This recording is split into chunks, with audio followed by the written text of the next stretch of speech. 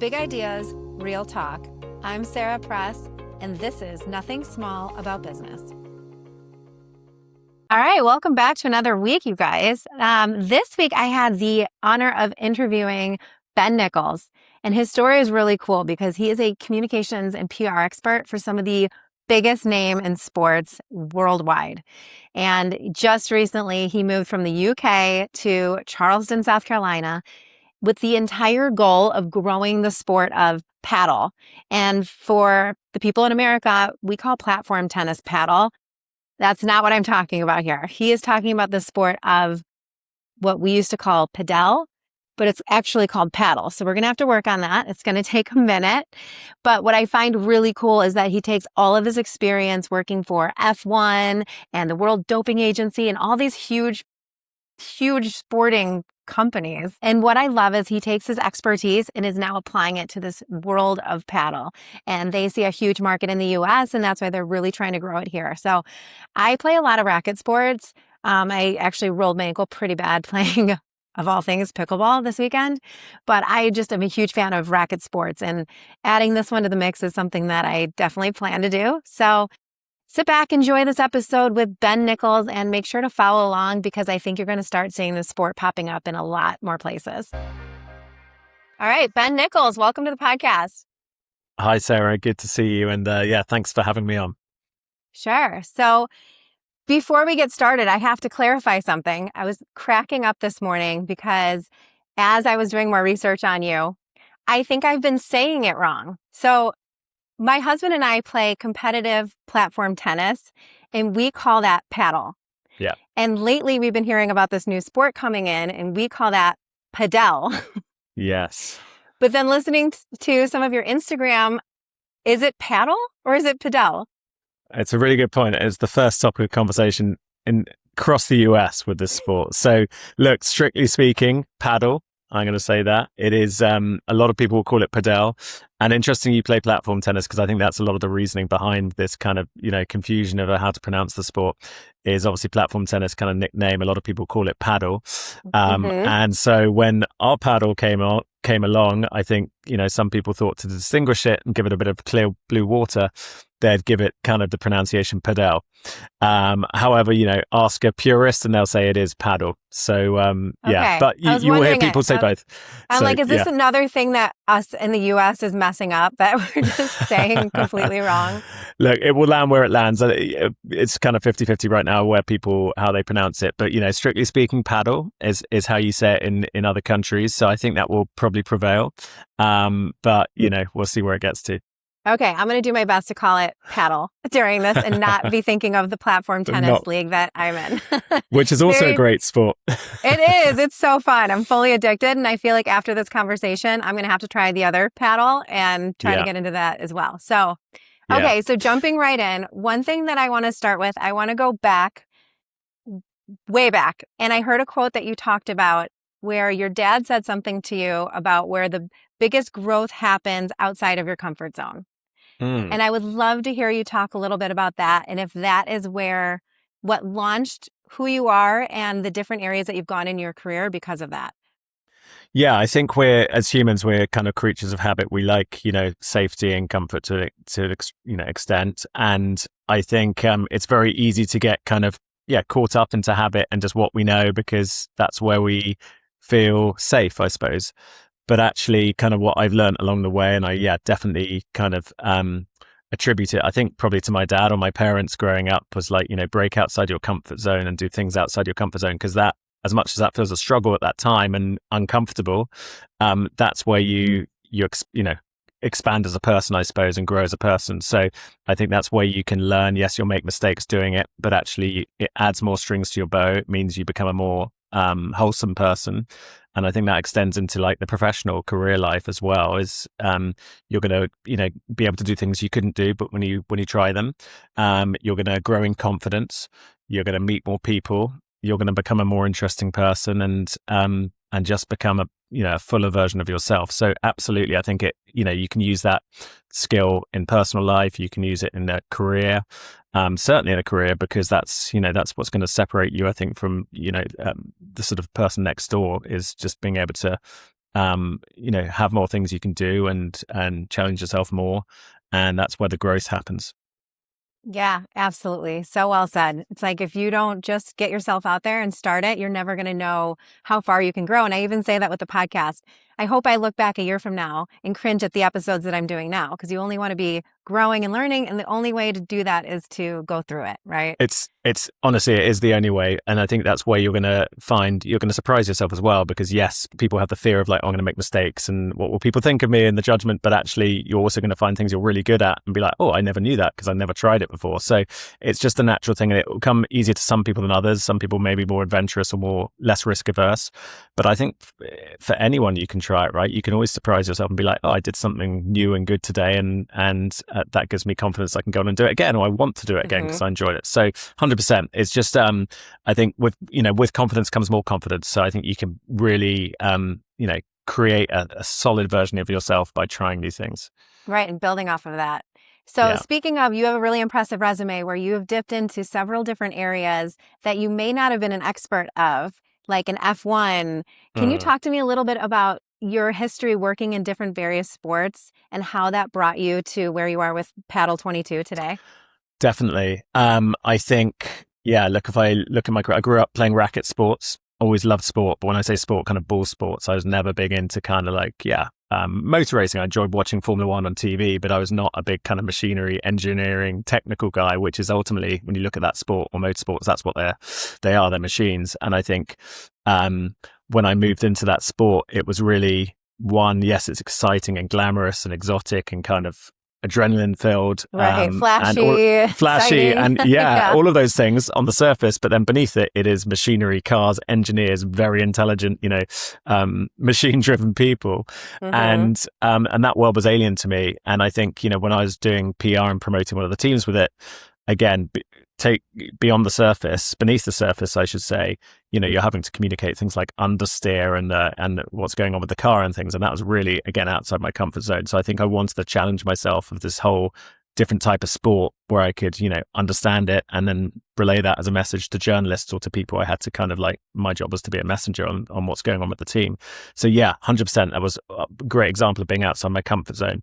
I think, an even better example is to have gone from sort of the mainstream side of sport to then work for the World Anti-Doping Agency, which was a great opportunity. I was only age 30 then, and to go and manage media relations for the global watchdog for cheating, doping in sport was an amazing opportunity, and a steep learning curve, having to understand, all about kind of banned substances, the legal processes for athletes, kind of the different governing bodies and governments that would have these rules, how the kind of framework would work, what the athlete rights were, all of these kind of different components within sport to create a rule framework, and to understand enough of those different areas that I could then communicate it again to media, and ultimately to the public. That was a huge challenge, and one that, I kind of relished and threw myself at.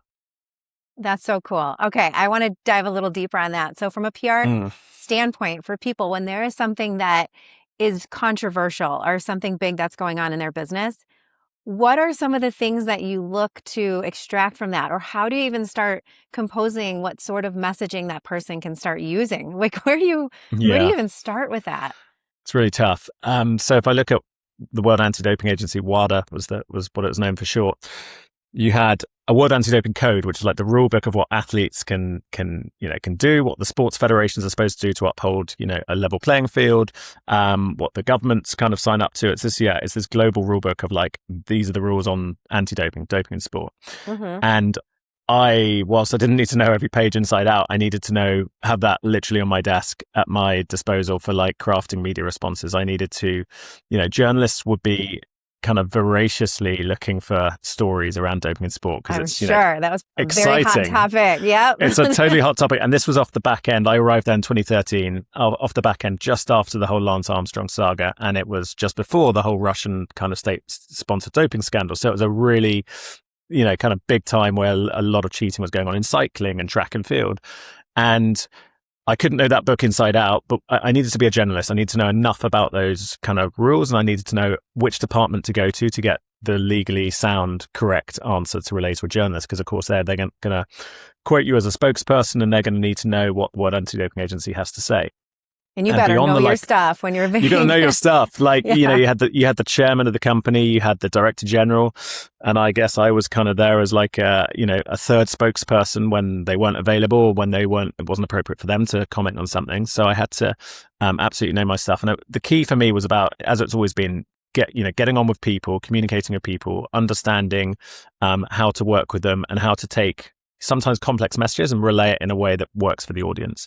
So for me, that was about like knowing who in the legal department to go to about a particular athlete case, knowing who to go to in the medical or science department to understand why a substance is banned or why it was banned and now it's no longer, knowing who to go to in like the education department about what the anti-doping agency was doing to promote clean sport as a message to kind of sports federations and governing bodies. So I needed to know who the experts were, to work with them, speak to them, and then basically compose an answer, which we could then relay to a journalist. So it was very much like a information gathering exercise, and then sense checking, and then getting an official word out to the journalist to then provide it to the world, I suppose. So it was about understanding how the organization worked as much as understanding how doping in sport rules worked.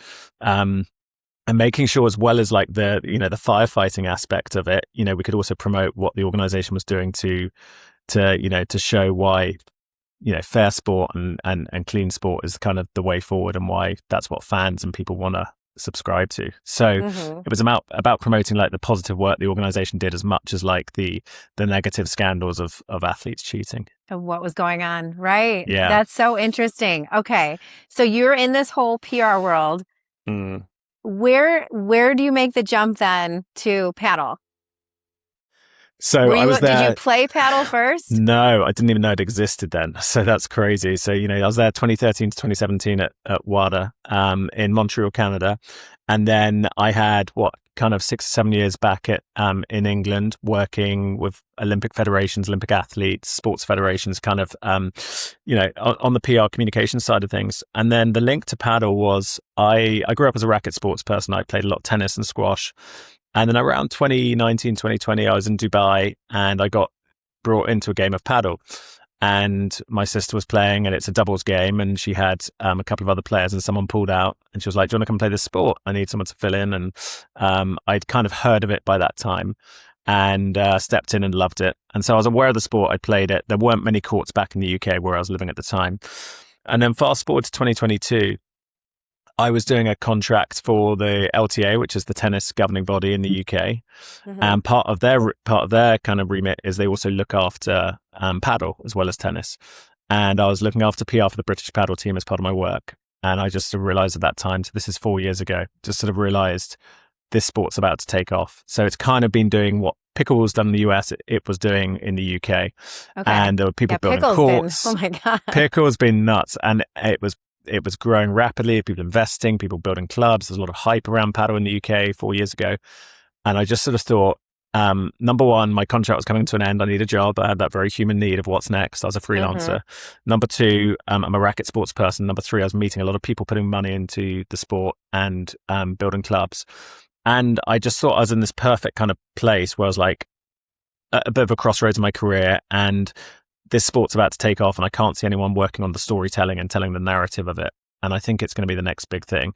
And I thought, well, the obvious thing I can do is set up my own storytelling agency, I suppose, to communicate these businesses and communicate the profile of paddle. So that's what I did. I set up Padel22 as the first agency worldwide for the sport. And the kind of premise of it was, telling the story of paddle and growing what I call brand paddle, growing what this sport's narrative and identity is all about. And set it up as a PR agency at the time, and it morphed into a wider communications marketing company with a team in the UK and US. And those are the two markets I was focused on, because beyond the UK, the US was behind the UK with paddle. I thought, yes, I know about pickleball, but I think paddle is going to be a huge sport here. And so I kind of put a lot of effort and invested a lot of time into nurturing kind of the paddle community in the US. And then 4 years later, it's, my work has grown into a bigger kind of paddle business advisory and media ecosystem where I've got a podcast coming, I've got a newsletter, I've got a membership community for entrepreneurs, and I've got the agency, and I advise brands coming into the sport and investors coming into the sport as well. So I'm doing much more kind of from a business strategy point of view as well as the PR side. Okay. And here I am now in the US, having moved here just a few weeks ago. That's so wild. I mean, welcome to America. As I was mentioning before, if you could pick one spot in the US, you picked probably my top choice. So well done. Okay. Thank you. Okay, so it's I'm great so to be curious. Like, as I was researching this and what you do, I never realized that there could be like PR companies behind the sport. So is this something that pickleball did too? Or is this like a normal thing that these newer sports popping up, there's marketing and PR behind it? I think like generally there's sports marketing agencies, right, who cover like all sports, and they'll promote brands in the sport. They'll promote the federations, the players, you know, the companies. But I think you've got something slightly different like pickleball and paddle, where they're both like participation first sports. And they are growing not because of the hype at the professional sport side of the game, although pickleball's kind of doing very well there now. But they're very much like a lifestyle. People are playing them at the grassroots level, and they're becoming like cultural obsessions. So they're growing in slightly different ways to your like tennises, your golfs, your American sports, with them being like hobbies. I think during COVID, people played a lot of pickleball and a lot of paddle. Oh yeah, and those sports blew up. Yeah, exactly. Golf, so grew, it's nuts. So they grew as kind of like participation, you know, playing sports, and some of those people might go into becoming, you know, fans of the professional game as well. But it's almost like in reverse to how most sports are. And so to answer your question directly, yes, like pickleball in the US, it has PR people and companies behind it. Paddle, I saw an opportunity to do the same, and I thought, look, number one, I had a couple of questions when I did this. Number one was, is this too niche? It's one sport. Number two, is it kind of too early?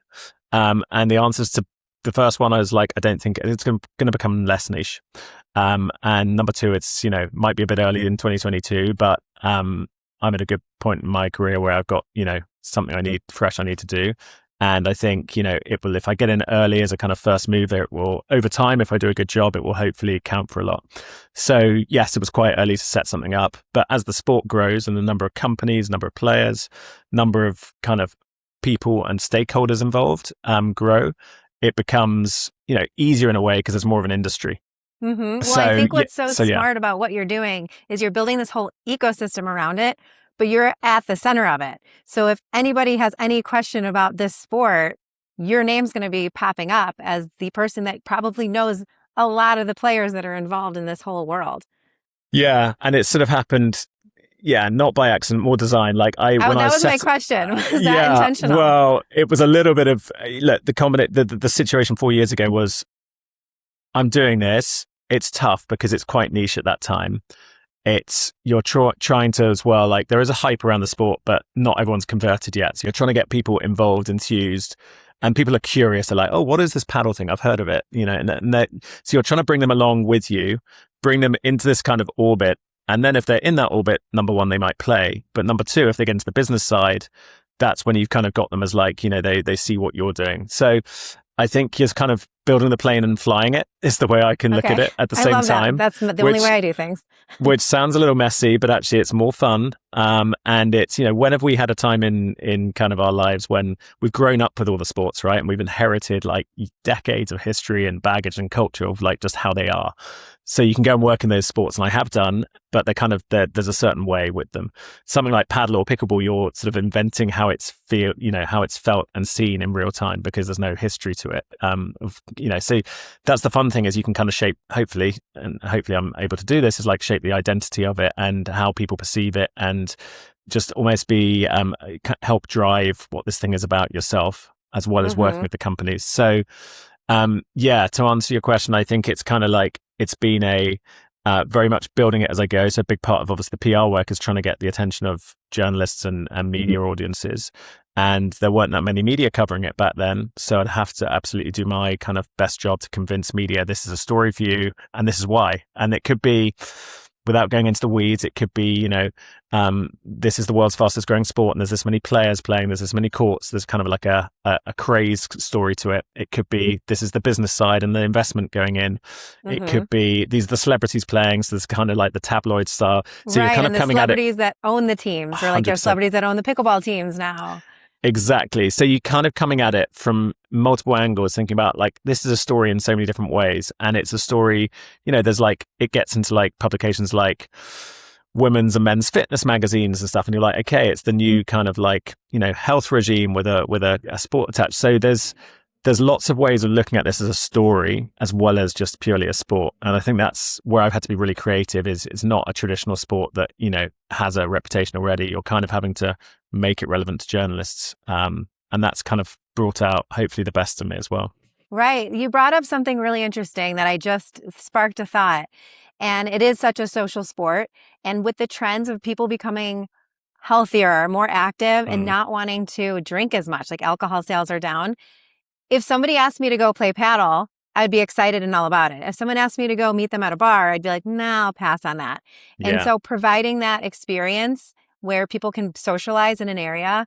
And I will say I'll have to call it platform tennis now. My platform tennis team. Sorry for that. Right? It's going to take me a minute.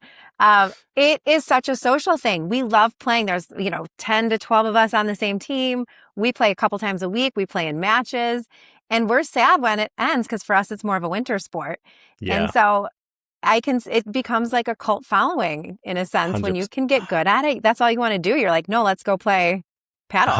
100%. So a couple of things there. So if you look at the ingredients of paddle, it is very sociable. You're playing as doubles, really. It is very easy to pick up. Maybe not quite as easy as pickle, but pretty low barrier, much easier than tennis, golf, squash, more technical sports. When you can pick something up easily, you have enjoyment. When you have enjoyment, you come back. There's repeat purchase. So you can get onto the train, I suppose, for paddle very, very easily. And it's a very sticky, addictive sport. So it's inherently social by the fact you're like in close proximity, similar to, platform to other players. And so there's dialogue, in between the points, during the points, and afterwards, because there's so much going on in a point, and you'd see what I mean, anyone that's listening when you play it is because there's so much going on, there's so much to talk about, and there's so much banter and humor as well that comes with it. So it's an inherently social sport. I think I say this and kind of like, maybe controversial, but I see paddle more as like a social operating system, I suppose, a platform than a sport per se. So you're getting people getting on court and they're doing it because they want to meet people. That could be romantically, that could be friends, that could be business partners. It is like a social activation tool in a way. And it is bringing like corporates together. It's bringing these different audiences together to create a bond and relationships. And it's paddle is the vehicle. So that's the thing that's going on here is this kind of cultural phenomenon, part of people's lifestyles. It's, very much this third place where people go, and these paddle clubs are building like, saunas and cold plunges and cafes and smoothie bars because they see it as somewhere people can spend their leisure time. And yes, paddle's a great sport on the court, but it's really about kind of what it's doing to society in countries like the UK, Germany, South Africa, and now the US increasingly, where it's, filling this void we've had, like, again, post-pandemic, where people, kind of yearned for human interaction. Paddle is sort of stepping in as this new community sport. And it's like, I think that's the biggest thing here, across everything. It's just like what it's going to do for society. A bit like, again, pickle's done this very well. Mm-hmm. Yeah. So I'm interested what you're seeing in these other countries compared to what now. I mean, you've only been in the US, a week? Yeah, 2 weeks. 2 weeks. So I'm curious, how far behind are we in this sport compared to some other countries? Or are we in line? Is it really just really big in the UK and it's starting to spread? Where are we at with all that? So quick summary of paddle. Started in Mexico in 1969, and then kind of grew, I'd say, through Spain and kind of like elite society in Spain, a very kind of like wealthy sport in Spain in the decades after, and then South America. So it is, you look at the paddle rankings, the professional side today, it's huge in Spain. It's kind of the number 2 practice sport in Spain. It's nuts. It's really absolutely huge. It's huge in Argentina. So the professional level, the rankings are populated with a lot of Spaniards, a lot of South Americans. It's a Latin sport. However, you've had this weird growth phase where in the last 10 to 15 years, it's really picked up in a lot of non-Hispanic countries. And I think COVID kind of proliferated that, where in some countries, like it grew really quickly, too quickly, actually in Sweden, where they actually, have had quite a few court closures because they built too many courts. But most countries, it grew really rapidly. Like the UK is probably the most interesting paddle market worldwide today, as I speak to you. Just in terms of the amount of courts now, we've got about 2,000 courts. That's probably Wow. probably doubled in the last year. So the growth of the like hockey stick is going like that now. You've just had a professional paddle tournament in London for the first time. So UK is at a really, really interesting point. It's probably the market to watch. However, the US is seen as kind of like the ultimate prize, I think, just because it's the world's largest sports market, most competitive, commercial country. I was going to say, we're pretty competitive, right? So competitive. You guys do business so well. And it's seen as the ultimate market to try and crack. So what's happened in the US is, why is paddle? Paddle's grown rapidly across multiple different markets. The US is kind of the anomaly. Maybe that's a little bit because of pickle kind of taking the attention. But what you're now starting to see in the US is you're seeing South Florida and Miami become really big for paddle. Texas, the Northeast, so New York, New Jersey are really kind of adopting paddle. Southern California. So there's this kind of heat map of that's happening. You've got probably, I don't know, about 35 of the states now have paddle courts. So, that number's going to quickly fill out so that all the states have them.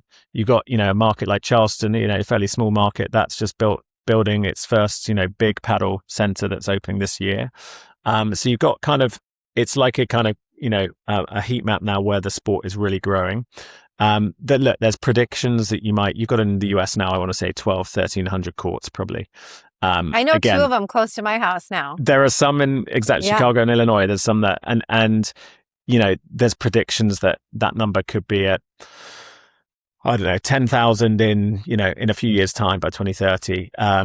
You might have 10 million players by 2030. Those are the ambitious targets. So I think, 2027, they're saying is going to be the year when it really takes off. And it's this interesting kind of test where when I was coming to the US a couple of years ago and paddle was even earlier, you speak to people and they just had no idea what it was. And now, your average person in the street, they kind of like, a lot of people still don't know, but some people be like, oh, is that racket sport I think I saw? So there's this kind of like changing thing. And then in another year, I'm pretty sure they'll go, oh, I've seen that, I need to play it. And then in the year after that, I've played it. So there is this natural like case study happening. It's super interesting.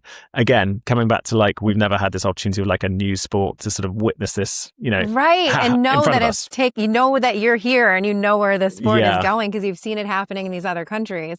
Exactly. So US is on its way. I'm convinced it's going to be a big sport here. It's going to take some time because you've got, obviously a big country, and taking, building the courts is a lot slower than pickleball. It's more expensive. You've got to get the permitting and the regulations. So all of that takes time. But yeah, my words, I think it's going to be huge. I think it's going to be very popular. It's going to take a lot of people from other sports. I think, tennis and squash who will be like wanting a new challenge and here it is.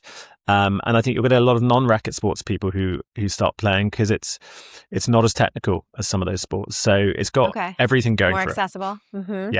Yeah. Okay. So talk to me about the business aspect of it. You say this can be huge. Are we talking like $1 billion industry? And then what are the components? Is it like the buildings themselves and the memberships, the clothing, the paddles? Is it called a paddle that you use? Yeah, like racket. You call it racket. Okay. Some call it a bat, but racket, strictly speaking. Yeah, paddle racket. Confusing because you have a pickleball paddle. Right. I'm like, I got my tennis racket. I got my paddle for platform tennis paddle. Right. I know. So talk to me about the different, like how big of an industry can this be and what are the different elements involved with it? Well, all of the above. So I think, they're kind of wild guesses people make, but, they're saying globally it could be a $4-6 billion industry. There's big numbers, but look at the number of players you've got, depending on who, what you believe, anything between kind of 20 and 30 million players worldwide. You've got ambitions for this to become an Olympic sport, maybe as soon as 2032 in Australia, which in Olympic terms is very soon. You've got number of courts worldwide. Again, 55 to 70,000 courts. An amazing stat, from Playtomic, which is kind of the booking app for a lot of these places, is there's a new club opening every 90 minutes worldwide. Oh wow! So every 90 minutes, there you go. Click your fingers and there's a new paddle club somewhere. I mean, that's just hard to get your head around. So that kind of growth is happening internationally now.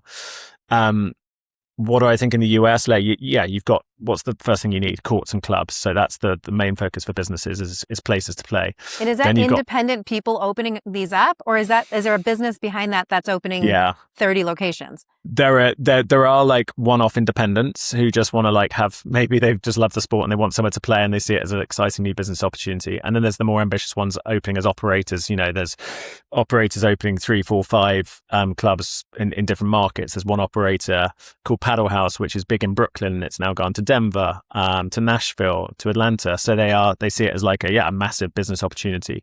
There's Conquer Paddle, who are a big franchise paddle operator, and they've got one in Phoenix, they've got one in Utah, and then they've got some opening in Florida and other places. So there's those who want to roll out nationally, and then there's those who kind of want to start with a local one and see how it goes. So different levels. And then you've got your racket brands, and they can be tennis brands who've kind of moved into paddle, like your Heads and Wilsons. Then you've got endemic paddle brands who, again, other racket sport players wouldn't have heard of, but they've been in paddle for like 20, 30 years. You've got court manufacturers who are, building the courts. Oh, right. Even the materials and all that. The materials. And it's, it's crazy. Yes, they're building for clubs, but, paddle's becoming the new kind of like really elite sport for people who, don't want to put in a tennis court or a swimming pool. I'm going to put in a paddle court in my house. So it's very much capturing like, the kind of like the Hamptons markets and that kind of thing.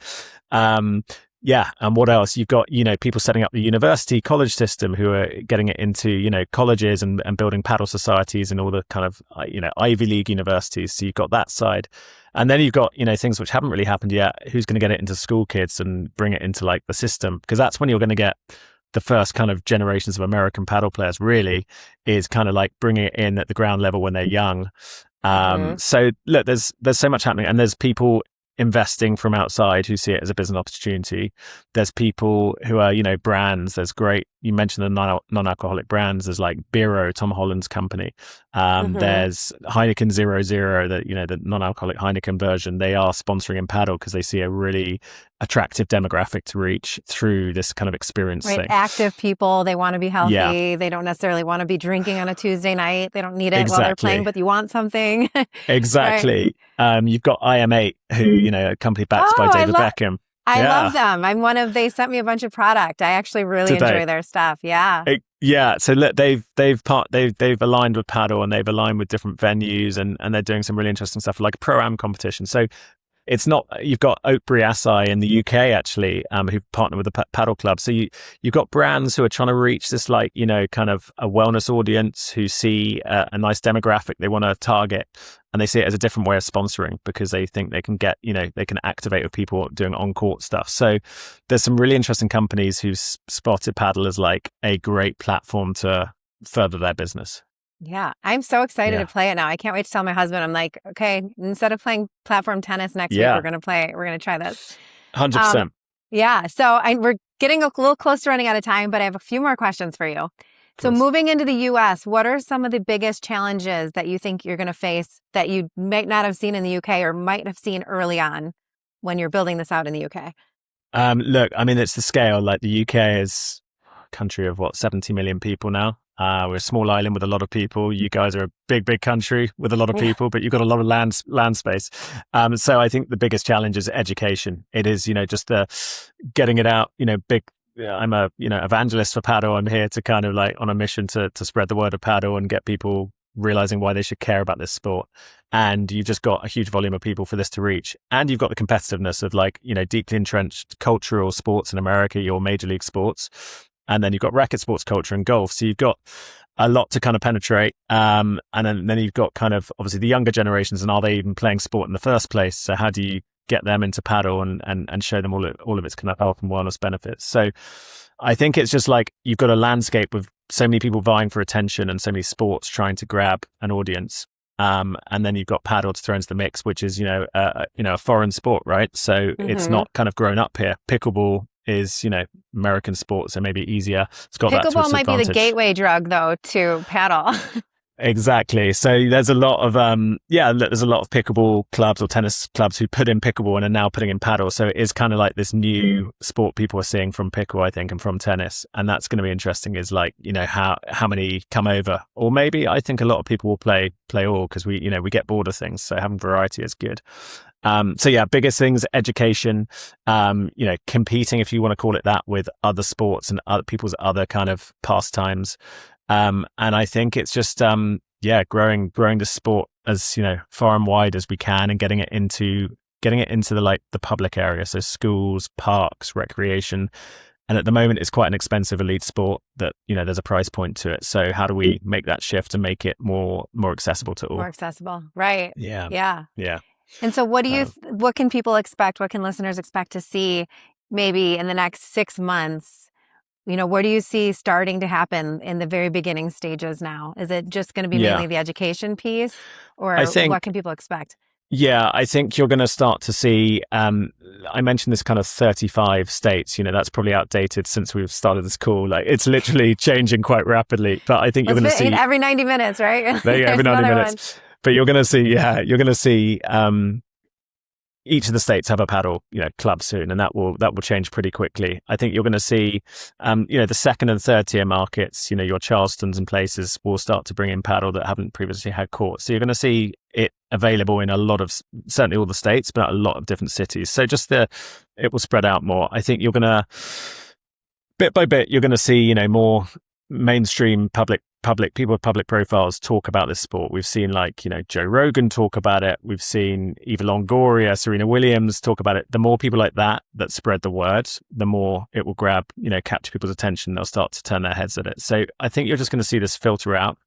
All of these things will happen in alignment. You're going to see more brands start to partner and sponsor in it. Actually a good example, you saw Steffi Graf and Andre Agassi are both starting to do stuff in paddle, now, and Steffi Graf created a paddle racket for Lidl supermarkets. So you're going to see these kind of big companies start to dip their toes in because they see an audience there to reach, and they see the appeal of it and the numbers of people playing it in other countries. Growing numbers, right? Yeah. So look, that will happen in 6 months. I think it will just all steadily move along. And I think 2027 is going to be a big year for court growth in the US. So these things will happen. The work that I can do, the work that people can do to get rackets in hands through, into kids' hands, the work that we can do to get it into the university system, the work that we can do to get celebrities talking about it on social media, all of these things together will help grow the awareness and grow, just ultimately the kind of brand of paddle. And I see that happening, growing in the next 6 to 12 months. Right, pretty rapidly. Yeah. Okay. And my last question for any of my listeners out there that might want to get more involved, not necessarily on the playing side, but the business side. Yeah. Where are there opportunities for investors, or is it more on the, building your own space for it? Where can people get involved if they want to see the business side? Yeah, look, there are opportunities to build courts and stuff. I'd say a lot of people are now doing that. I think the bigger opportunity is, investing in these companies, whether it's technology companies that are helping match make players and run the bookings, whether it's brands who are looking to get into the sport. My job here is to, spread the word of paddle, but it's also to help get people from outside of the paddle bubble into it. So that's investors, that's non-endemic brands, showing them why they should care about this sport that's on I've got the numbers to show them why they should care, but how and why should they get involved as people that are not in the industry. That's kind of the big goal. And I think, I certainly can help in that regard. And I think there's a great backstory and an emotive pull to this sport. And there's great data to show that this is something that's going to be, transformative, I think, in the States.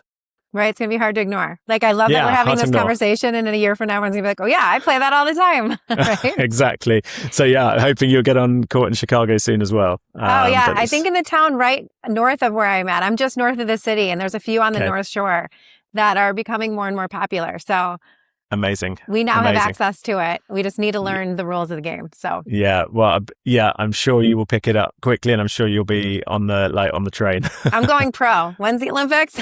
There you go. Yeah, exactly. Get in that first US team. Yeah, there you go. Oh my gosh. Well, this has been such an interesting conversation. This is the first time I've had somebody on that's talking about something at the very beginning stages of a sport that's being brought to the US. So I think this is it's so cool, and I'm excited to see where your company goes with this. So if people want to follow along with your journey or learn more about the sport, where's the best place for them to go? Absolutely. They can email me, ben@padel22.com, or you find me on Instagram. The Paddle PR is the handle, or on LinkedIn. So I'm out there, spreading the word of paddle and trying to grow this profile.